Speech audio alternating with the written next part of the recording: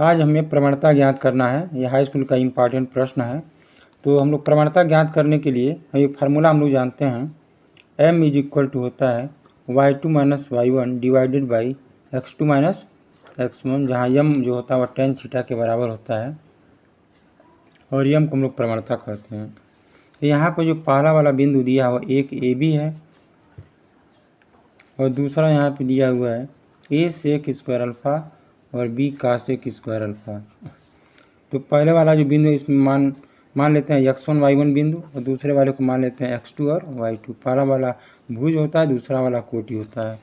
तो यहाँ से हो जाएगा m is equal to y2 minus y1 होता है तो y2 की जगह पे है b कॉसेक स्क्वायर अल्फ़ा और y1 की जगह पे b है तो यहाँ b भरा गया। फिर यहाँ पे x2 माइनस x1 है, x2 की जगह पे हो जाएगा a सेक स्क्वायर अल्फ़ा और x1 की जगह पे a है।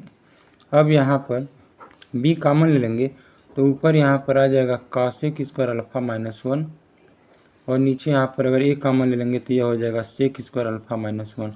और फार्मूला हम लोग जानते हैं पहले से, cosec square alpha minus cot square alpha equal to 1 होता है और sec square alpha minus tan square alpha equal to 1 होता है।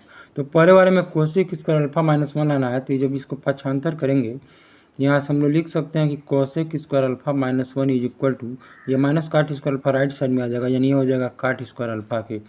इसी प्रकार जब 1 को इधर पक्षांतर करेंगे तो यहाँ से sec square alpha minus 1 is equal to यह हो जाएगा टेन स्क्वायर अल्फ़ा। यही मान अगर इसमें भर दें तो यह हो जाएगा b और कोसेक स्क्वायर अल्फ़ा माइनस 1 यह बराबर है काट स्क्वायर अल्फ़ा के और नीचे आ जाएगा a और सेक स्क्वायर अल्फ़ा माइनस 1 बराबर है टेन स्क्वायर अल्फ़ा के। और हम लोग ये भी जानते हैं कि काट अल्फ़ा बराबर होता है 1/10 अल्फ़ा।